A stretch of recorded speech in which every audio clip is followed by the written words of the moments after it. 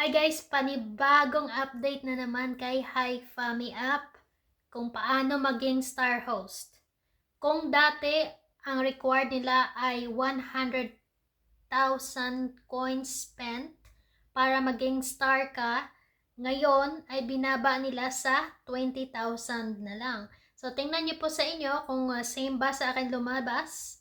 Kasi yung sa akin kasi dito 20,000 lang yung required na i-spend sa Rombos. Ang basic requirements para maging star host ka ay dapat nakasali ka sa isang family. Ikalawa, dapat meron kang sariling room. Nakalagay dito kasi para makapag-broadcast ka ng 10 minutes. Tapos, para mabugbog mo din yung room boss mo at makapag-spend ka ng coins na total sa 20,000. Yan, kapag na-hit mo na yung requirements na yan, automatic magiging superstar ka na, ma-unlock na yung diamond mo. Or pwede ka makipag-trade ng 10k worth of gift. Or kung wala kang ka-trade, pwede nga yata dito yung self-trade kasi meron silang bagong update ngayon na pwede na makipag-trade sa sarili mo or mag-gift sa sarili mo para iwas scam. Kasi marami pong na-scam eh. So, ayan lang, kapag na-hit mo yung isa sa requirements na dyan, yung 20k coins spent or receive 10,000 worth of gift, sa loob ng isang linggo din siguro to. Kasi gano'n naman sila palagi within a week.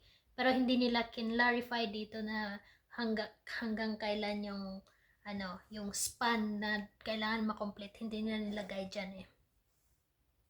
Kapag na-hit mo na yan, automatic magiging superstar ka na. Tapos, ma-unlock ka na yung diamond wallet mo. Ito yung mga benefits ng superstar, yung meron kang certification mark, kumbaga yung sinasabi nilang star badge, color blue, superstar. Tapos, meron sila nakalagay dito na withdrawal of benefits. Hindi ko alam kung may red packet ba kayong matatanggap dyan kasi wala namang nilagay dyan eh. Tapos meron kayong gold coins na diamond split. Siguro ang ibig sabihin dito sa diamond split is kapag nakipag-trade ka, matatanggap mo yung coins at saka diamonds. Kasi nga na-unlock mo na yung diamond wallet mo eh. Tapos yung sa room recommendation. Meron din kayong diamond mission. Hindi ko alam kung ano yung diamond mission nyo dyan. Makikita, kasi hindi ko naman sasalihan kasi itong pagiging superstar. Kasi, what for? Na-unlock ko na yung diamond wallet ko. Kailangan ko pa bang magbigay ng sakit ng ulo sa sarili ko para magkaroon ng weekly task? Never mind. Tapos, meron din silang nilagay dito, participate in the list. So, hindi ko alam din yung sa participate in the list. Baka merong mga rewards, yung top, baka dito. Ito, meron pa rin dito sa Diamond Reward yung sa ranking.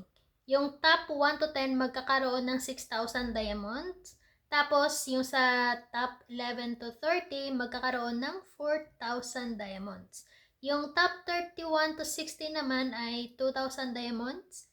Top 61 to 100 ay 1,000 diamonds. Top 101 to 300 ay 500 diamonds. Yon ang rewards nyo. Ang tanong, worth it ba to?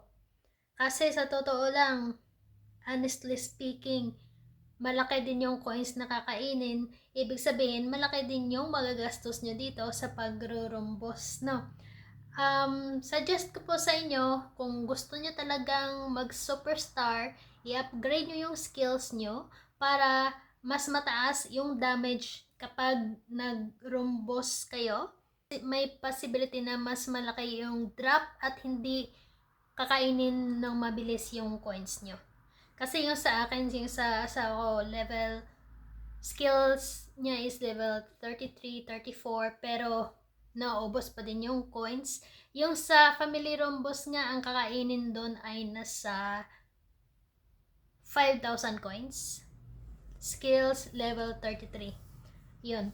Bash lang yung gagamitin to na kakainin nyo isa sa 5,000 coins. So, sa inyo, kung hanap nyo ay talagang pagkakitaan ng pera, I suggest na mag-focus na lang kayo sa farming. Kasi hindi naman din maganda yung bigayan sa diamonds. Hindi ka naman din mabilis makapag-withdraw sa diamonds. So, ang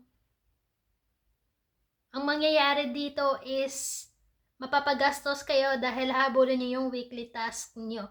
Plus, bumaba din kasi yung equivalent ng red packet ngayon. So, hindi ko siya masasabing worth it talaga. Mas favor yata yung gawin na lang yung family task para mas mabilis kayo makabuo ng gold required para makapag-upgrade ng farm nyo.